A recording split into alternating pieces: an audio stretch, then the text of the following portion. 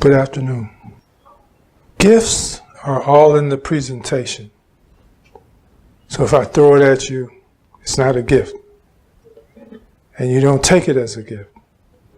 And what I'm doing this morning is trying to wrap up a present for you, a gift, that I want you to receive with all of the love and compassion and heartfulness that I have, that you listen and you accept and you absorb what it is that you're capable of doing.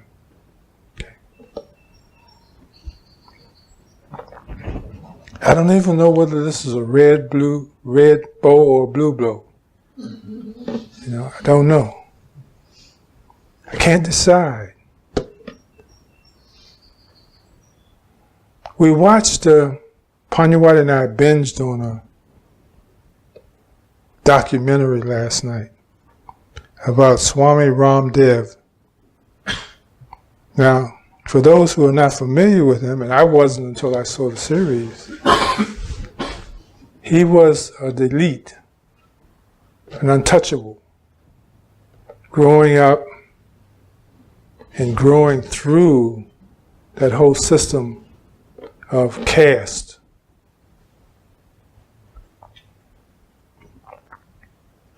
And watching it from my perspective, I initially couldn't accept the fact that those of the Brahmin caste could not develop a sensitivity to those of the untouchable caste. But as I watched and thought and reflected and turned it over in my heart, one of the things that I realized was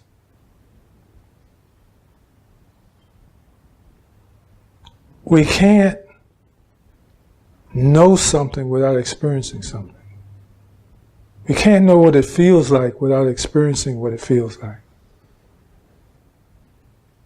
So this got me into searching for and talking to Pannadipa about why do we drop into a reality where we drop into a reality? Why do we come in as Europeans or Africans or Asians or Arabs? Why do we drop in where we drop in? And this has to do with stuff that we just don't understand yet, about karma and coming back because you did this before, and And so we're not going to dialogue on that today, because that's incomprehensible until you really understand what all of that is. And to understand it, you've got to see it. And to see it, you've got to be awakened. But suffice to say, there's a part of the dilemma of existence that begs us to understand and research why we are who we think we are. Why did we come in as a male or female? And then we have males who come in as males and want to be females, and females who want to be males. So even when we come in, we're not really sure, we're not really satisfied as to whether this is the thing we really want to be. We were looking at another documentary about a woman who was white who wanted to be black, the Rachel woman up in Seattle, Washington.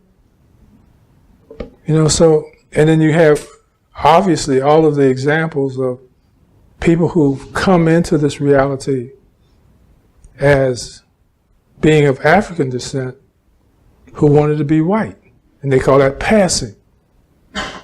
So that part of it is confusing, and so we'll leave that where it is. But what I want to bring you to is is a juncture, an intersection, a place of reflection, a place of mindfulness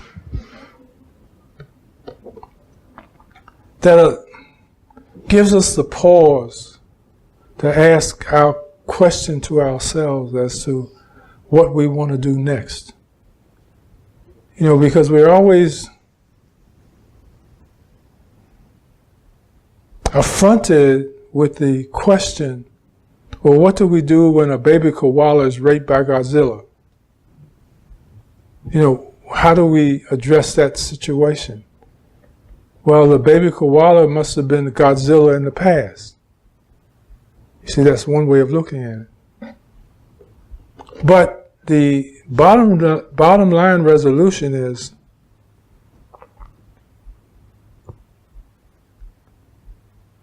should I address the situation, this immediate situation, with the same aggression and the same energy that I see presented in the experience? Or do I do something different?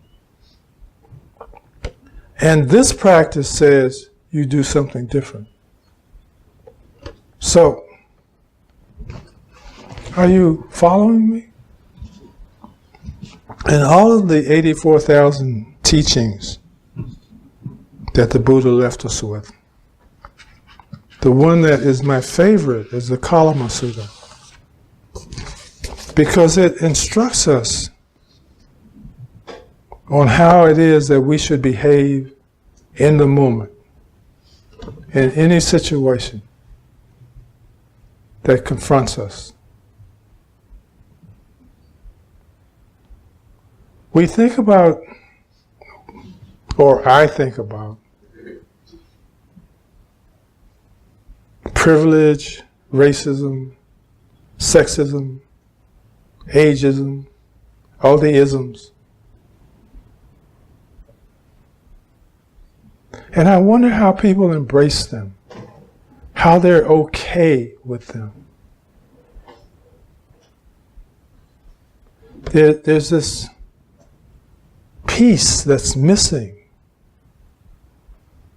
for me to be okay with something that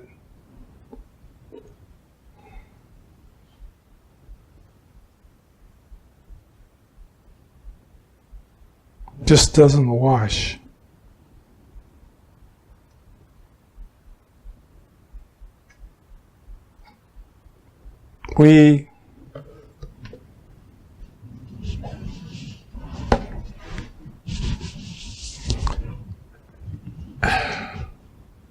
I'm trying to be very careful how I craft this, because I don't want you to feel like I'm poking you in the chest with my finger. That's not what this is about. It's not about an attack. It's not about a judgment. It's not about a condemnation. It's about simply helping us all understand how to respond in the moment to the experience that we have.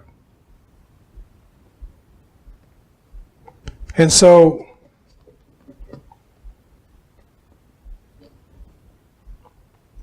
we can look at the status quo. We can observe all of the wars that are being fought. We can see how they're being defined. So, ISIS and Boko Haram and others who are defined by others as terrorists see themselves as correctors of a situation.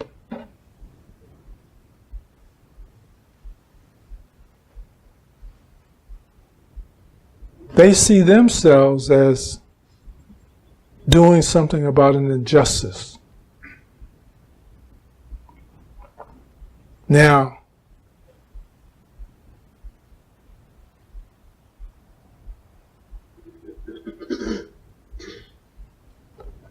what we're really trying to address, or what I'm really trying to address, is why is it that it is easy to see the injustice of the actions of others, but we're unable to see the injustice of the actions that we project from ourselves. And on a simplistic level, it looks like it's in linguistics. In other words, terrorism versus racism. So you hear people who say, you're racist. And we say, oh, no, I'm not racist. But what they're really saying is that you're terrorists. Because anyone who comes into someone's house and drags them out and hangs them, that's a terrorist.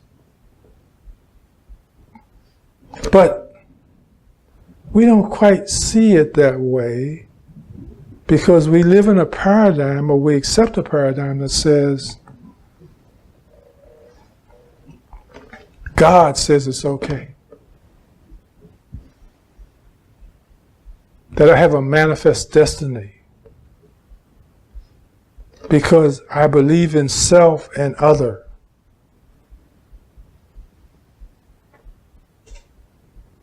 And as long as we embrace that institution of self and other, then I can always excuse my opinions about the other. Because I'm not saying this, God is saying this.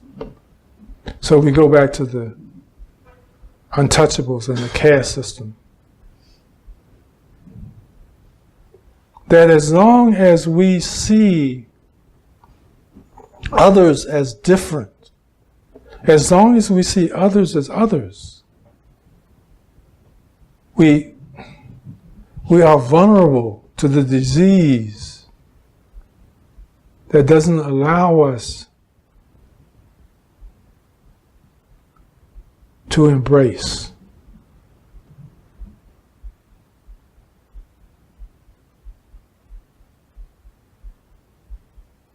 We don't understand, we as Americans, don't understand why another group of people can hate us for being Americans. We say to ourselves, I didn't do anything to them. Why do they hate me? Why do they bomb me? Why do they terrorize me? Because they see us as different. But then, as we explore and we try to understand why this dynamic is really occurring, we see, well, I did the same thing to others. Whether you talk about Wounded Knee, or the colonization of many nations, many groups of people, because we wanted to exploit their resources, whether we talk about South America, the rainforests, the mines, the golds, the oil.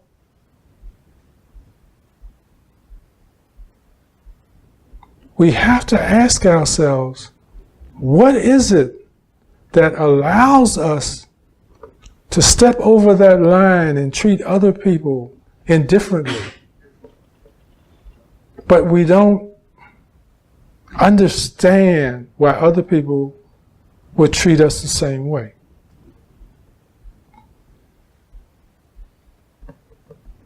This is the practice. The willingness to investigate,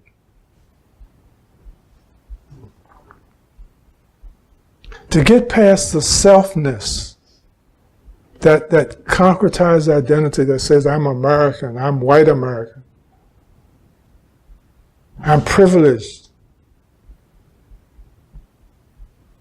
I've been given a mandate, I'm the steward of the earth.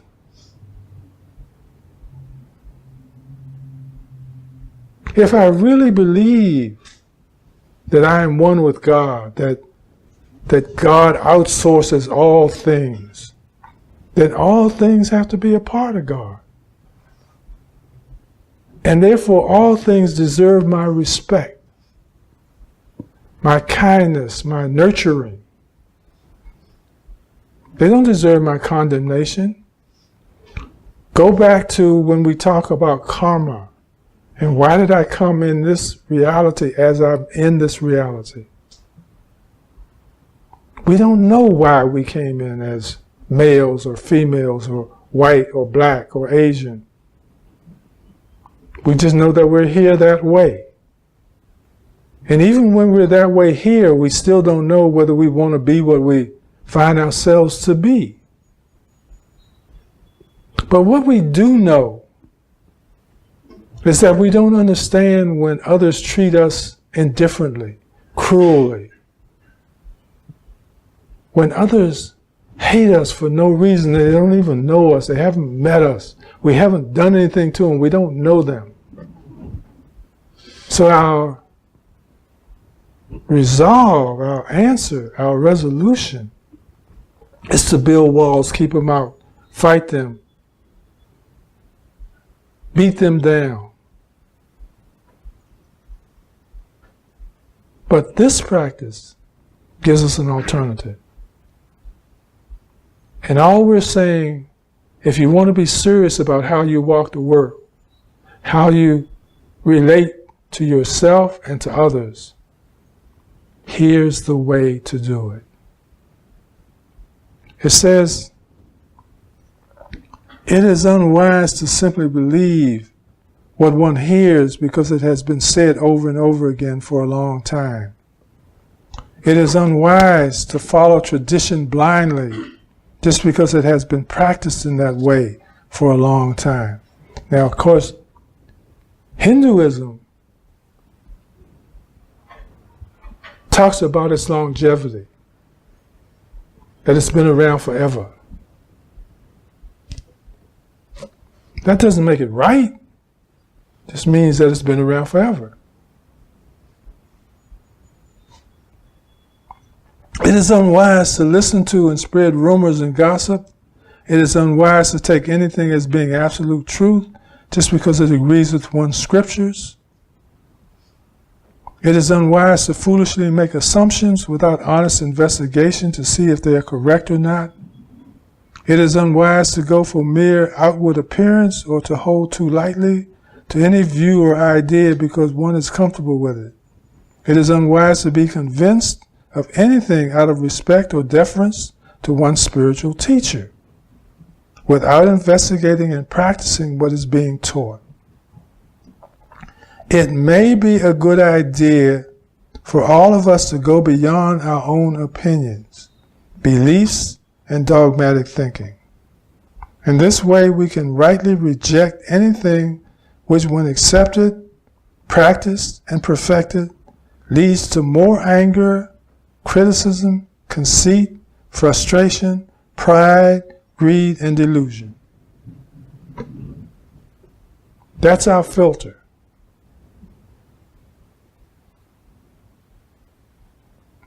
These unwholesome states of mind are universally condemned and are certainly not beneficial to ourselves or to others. These unskillful ways of acting and thinking are best to be avoided whenever possible. On the other hand, we can rightly accept anything which, when practiced and perfected, leads to unconditional love, contentment, and soft wisdom. And here's where we get into the questioning.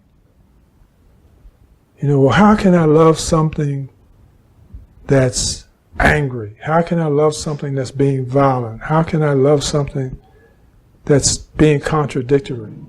Well, that's what you got to figure out. That's what makes it a hard walk. It would be easy if we were asked to love everyone who loved us, who respected us, who treated us exactly the way we wanted them to be treated, who held us up to the same ideals and stations that we held ourselves up to. It would be easy to love them. But what we are in is a dynamic A challenge that says, no, it's more than this. You got to love the ones who hate you. You've got to love the ones that despise you. You've got to love the ones that persecute you. You got to love the ones who misunderstand you. You got to love the ones who do crap that you don't understand. That's what we're asked to do. We're asked to do that because when we do that, we understand more about the family. We understand more about us and us. It's no longer us and them. It's no longer me and you.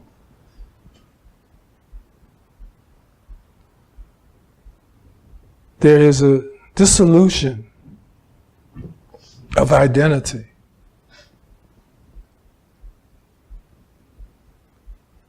And a realization that I was just like you. I was in a state of hardness and judgment and hatred and non-acceptance and intolerance.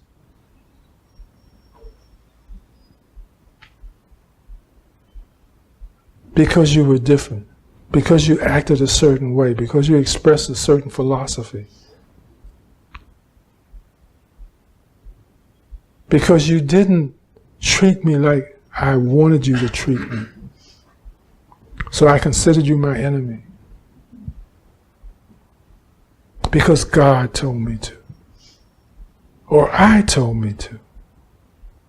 Or common sense told me to. Because I'm not going to take this anymore. I'm not going to let you do this to me. But then I was introduced to a practice that said, yeah, all of those thoughts are understandable. Because that's about self-preservation. That's about me lasting longer than you. I'm not going to let you kill me because I'm going to kill you first. I'm not going to let you get me because I'm going to get you first. And it's about losing that identity, that need to protect, so that I can protect you from yourself. This is what the practice is. It's not for everybody. But it's for everybody who's awake. Everybody who wants to be awake. Everybody who's trying to understand why they can't understand where they are. Why they can't make sense of their present moment identity and experience. What's wrong with the other guy? What's wrong with the Palestinian? What's wrong with the Israelis? What's wrong with the Arabs? What's wrong with the Africans? What's wrong with the white people? See, we don't understand. But we don't understand because we don't understand that none of those entities as they are identified exist. Because there is no self.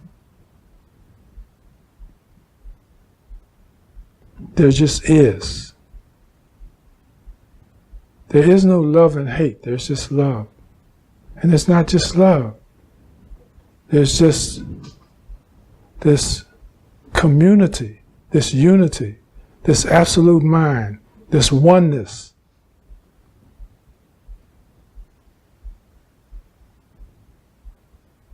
That embraces and identifies with all things. Whether you call it God, or higher consciousness, or higher mind. But you've got to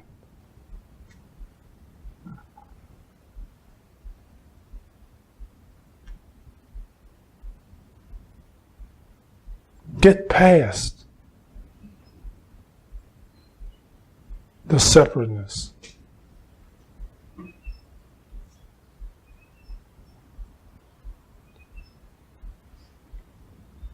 And remember the poems of Thich Nhat Hanh when he talks about being the fisherman and the fish, being the rapist and the raped, being the monk and the lay, being the black and the white, being the Arab and the American. You got to get past that idea of difference, of specialness, of privilege, of better than this. And you are encouraged to see the community of the all there is. Not woman, not man, not black, not white, not Asian, not Arab, but just community of isness.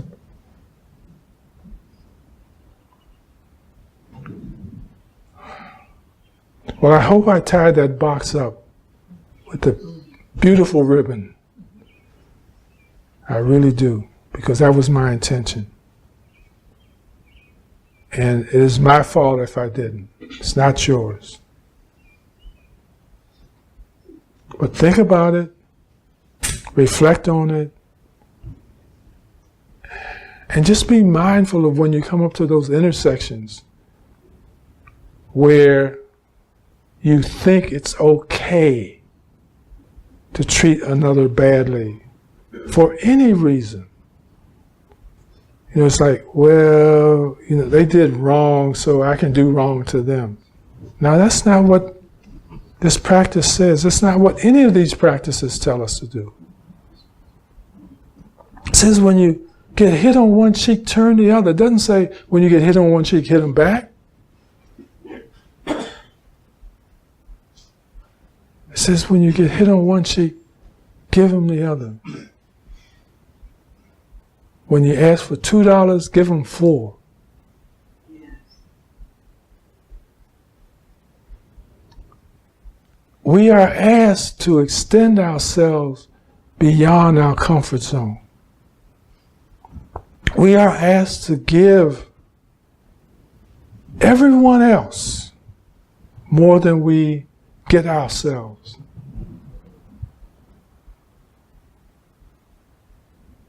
Because that's what we do for family. We sacrifice for them, but we don't sacrifice for them.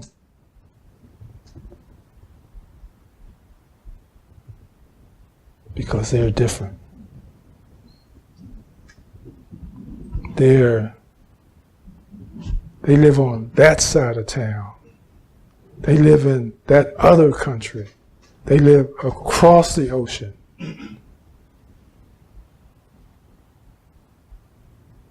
So when you find yourself up against that wall, remember that wall's there because you built it.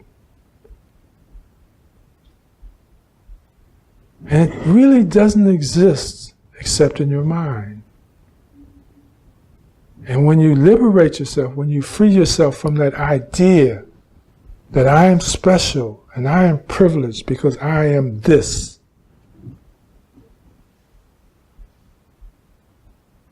then everything else opens up for you. And there will be peace and freedom and liberation. Because there's no longer any struggle. Because there is no struggle without you struggling.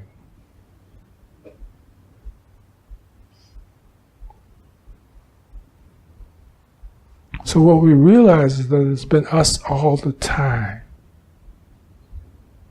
We've been our own enemy. We've created our own crap.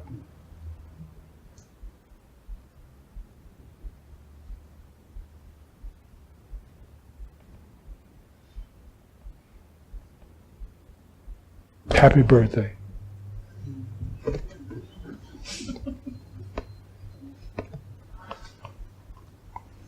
If anyone would like a copy of the Kalama Sutta, I've got 10.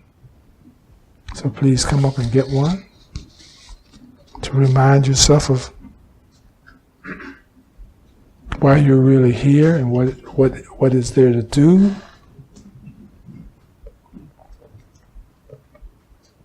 I thank you for being patient and listening.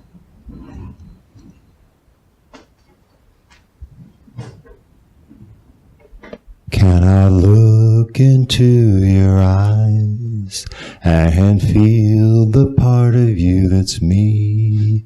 For when I do, all aspects of love are true, and the purpose of my life is realized. My heart opens up, I feel oneness, this moment is all there is. Soulful calm, joy and bliss, fill this moment, fill this moment.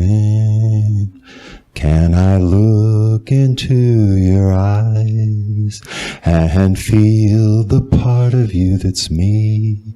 For when I do, all aspects of love are true, and the purpose of my life is realized. My heart opens up, I feel oneness, this moment is all there is. Soulful calm, joy and bliss, fill this moment, fill this moment. Now that's what I'm talking about. I was thinking all morning, and I could have just come to David and said, sing this song. That's what I'm talking about. Thank you.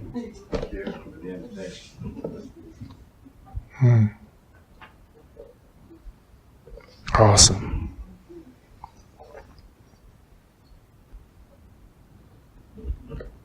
Is there anyone else who would like to share? So I'm finding that whenever I am sitting in a more expansive, joyful, loving state, I don't know how to apply discernment. I'll more likely reach out to people in my life that I've decidedly taken distance from.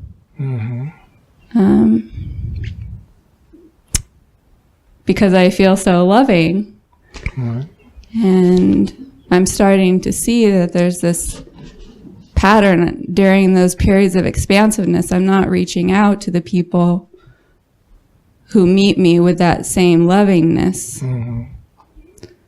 So so I'm reaching out to people where there's more unskillfulness happening in their lives. And then I reap like this period of time where I'm caught up in that old habitual relationship again. So any wisdom around discerning, the wisdom I'm applying to myself right now is it's okay to wait until that state passes and respond to the world rather than initiate. But anything else you can offer? Well, one of the things that I suggest is that we don't get mad at the scorpion. Do you remember the story about the scorpion and the frog? The frog asked the scorpion, or the scorpion asked the frog to take him across the pond. And the frog said to the scorpion, well, you may kill me. No, I won't kill you. Halfway across the pond, the scorpion stings the frog. And the frog says, why did you do that? And the scorpion said, because I'm a scorpion. The wisdom in that story, in my opinion, is that you don't get mad at the scorpion. You knew what the scorpion was. You knew that you're dealing with people who are not as awake as you. So you don't get mad at them for being unawakened. That's the point. Well, I don't get mad at the scorpion. I get mad at the frog. I keep loving the scorpion. And I'm like, is this frog supposed to ask the scorpion? Jump on the scorpion's back just because it loves the scorpion? So then the question is, does that make sense? Because there's neither frog nor scorpion. So if I don't get mad at one, why am I getting mad at the other? See, I'm still creating an other. Doesn't matter whether it's the frog or the scorpion. I've still got that group that I can point to and say that you're doing wrong, that you're not correct, and that you got to be better, and you got to be different. Doesn't matter whether I'm pointing to that one or that one, right? I'm still in that sense, that state of judgment and above you-ness, right? It's about getting over that. You're welcome. I just have a question about that story. I thought the moral would be, if a scorpion asks you to take it across the river, don't do it. Sort of like, but you could not hate it and still not take it across the river. You got a song there. Maybe. Don't take the scorpion across. Well, there's Richard.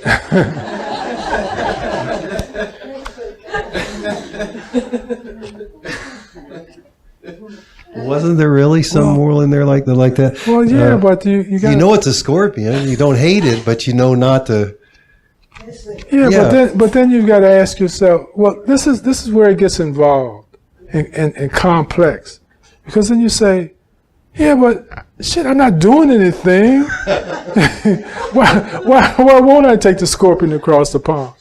You know, I can do it, and I don't have to do grocery shopping until 3:30. So we've got to, I think, question the questions. You know, we've got to see our resistances to involvement and ask ourselves, why are we denying the scorpion a trip? Why are we locked into our idea of what the scorpion's going to do? Why don't we give the scorpion the opportunity to show that the scorpion can be more than a scorpion? That's what we ask. We say, give us another chance. I didn't mean it. You know, give me another opportunity to prove how much I love you. And every opportunity is an opportunity to prove how much I love you. And how many times have we done the same thing again and again and again and again? Even though we've said, I'm not going to sting you. I'm not going to hurt you. I really love you. I just want to get across to the other side. I just want to have a good time. I just want to be happy. Just want another beer.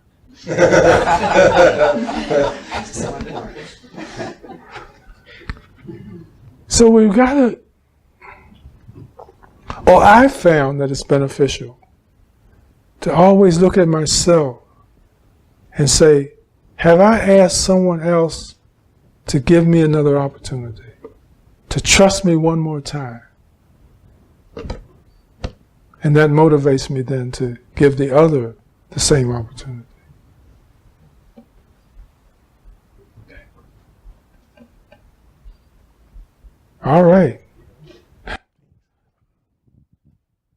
You know, so sometimes we think we just have to work on one thing, like let's everybody have a big love fest, you know, because love is all we need. But you know, it's like a bird trying to fly with one wing. And so we have to embrace the notion that with compassion comes wisdom. We talk about Kuan Yin being the bodhisattva of compassion, but she's the bodhisattva or the emanation of compassion and power. So not just not just compassion alone, but true compassion has a certain capacity to see clearly and to act in the manner that's most benefiting for the situation. And so with a budding compassion also comes a clear seeing that helps inform us in what actions to take, how much of it to do, how far to go.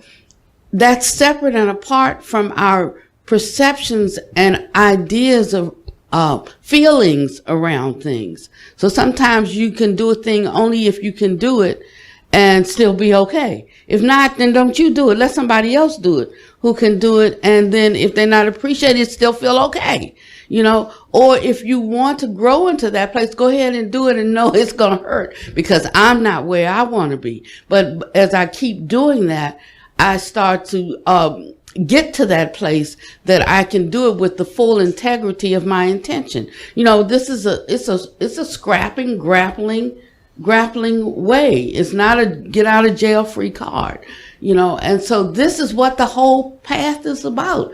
This learning oneself and then canceling out, if you will, all these identities that we recognize as who we are and how we act until we become so neutral in the world, so supple, you know, that we can easily bend and sway, and then we can be really useful as opposed to being stuck in the rigidity of who we think we are and how we think we have to act in every situation. And it gets to be a joy in that walking life out that way, looking for that, you know, really rejoicing when one sees oneself, rejoicing when one knows that there's something that is causing my unhappiness, or knows there's something I am doing or thinking or saying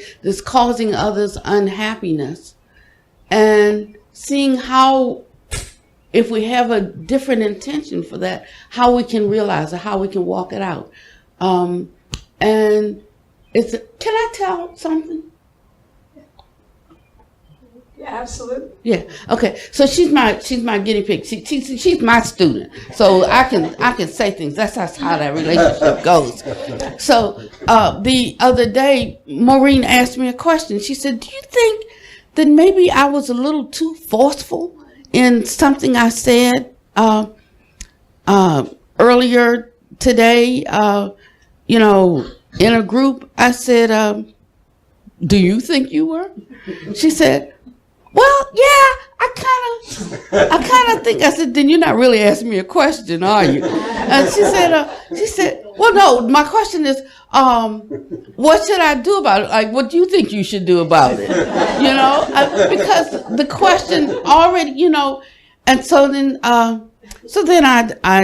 told her, well, okay, so what I think is when you recognize, you might not recognize it, you know, like you might not have the intention to do it, but something happened, or you recognized it while you were doing, but you couldn't stop, but now that you reflect, or you didn't recognize it until you're reflecting, and something's like, that's not really the way, you know, I wanted to express. I said, so maybe if you really feel that.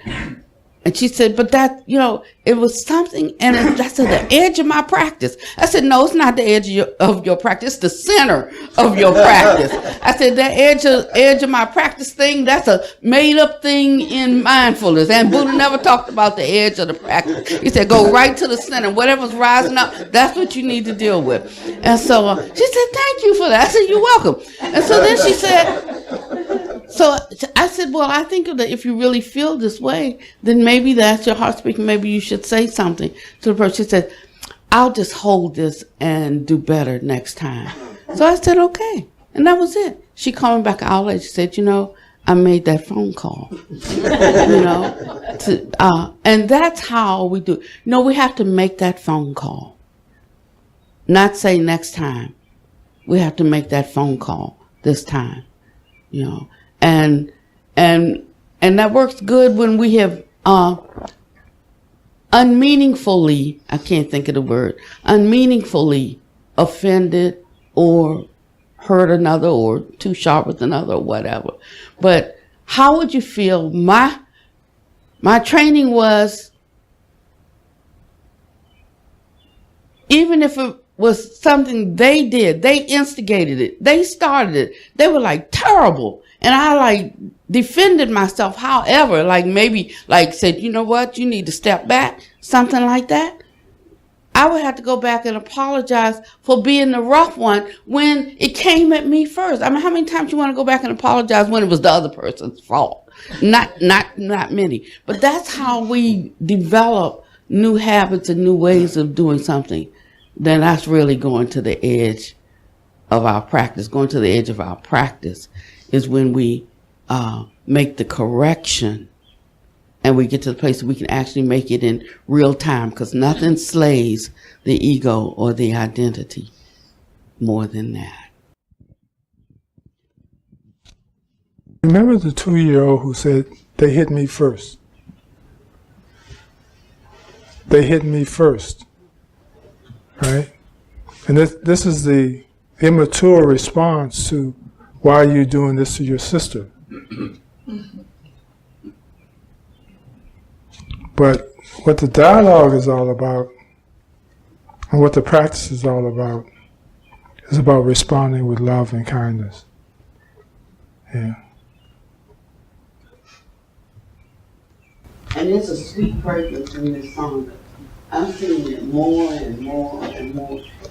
There's not many songers that, go to the places that scare folks. They don't want them to stop coming. There's not many. But we do. We really take it in. I appreciate it. Well, one of my good friends came to me the other day and said, gee, I don't see anybody here that I know. Meaning that since I've been away, the turnover, but people can't always receive the message. But what we're here to do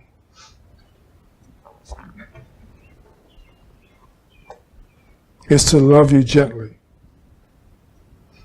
And it doesn't always feel that way. But remember, when I feel poked at, it's because I feel that there's a self to be poked. And so it's always about me first finding out that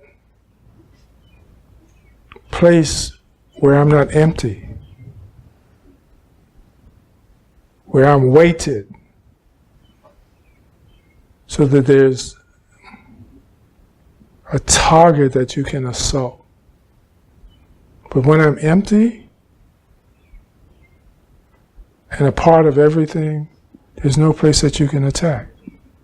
There's no place that gets insulted. There's no place that there is no understanding of why you're saying and doing what you're saying and doing. So again, I go back and I understand that you're just being a scorpion. And I'm not mad at that. Because I'm not a frog.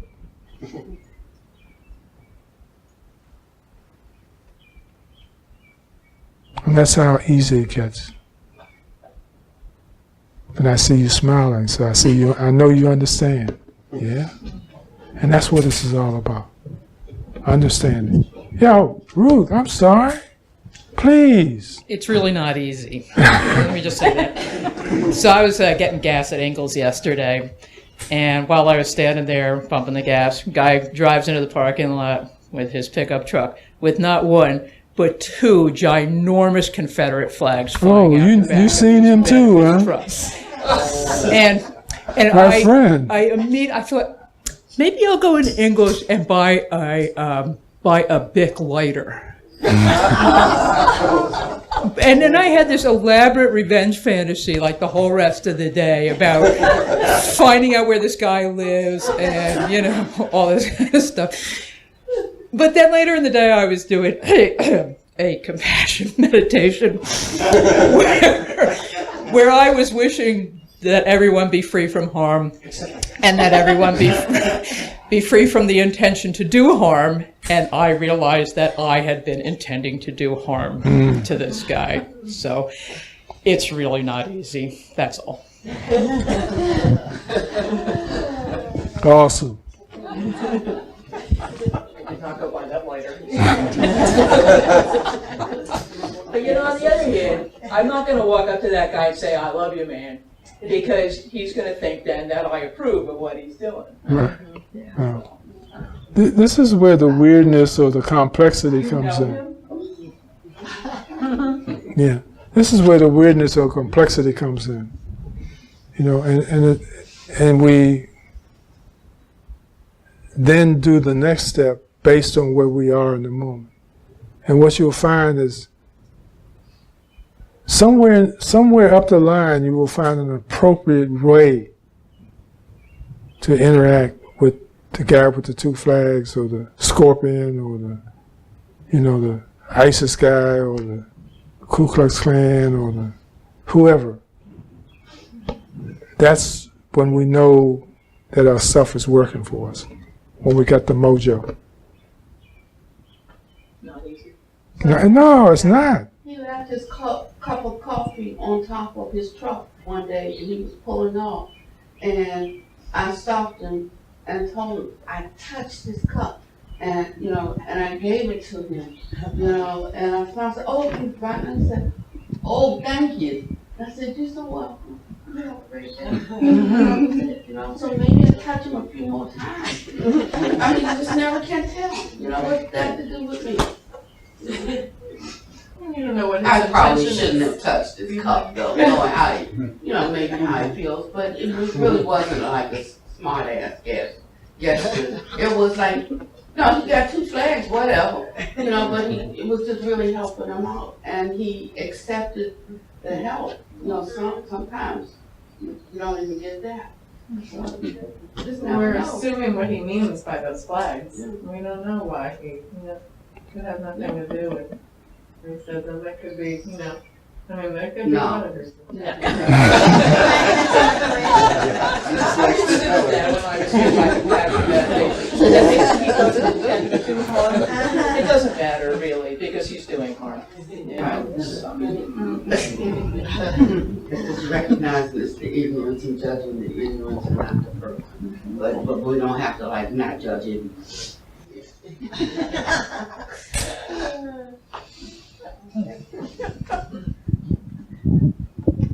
Well, this is shifting a little bit back over to what Venerable said in that situation.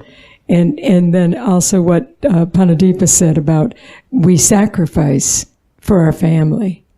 And as I was looking at that, that was a sacrificing of, I'll take care of this on the next time. I won't do that. And it's like, no, I was called to sacrifice ego in that moment.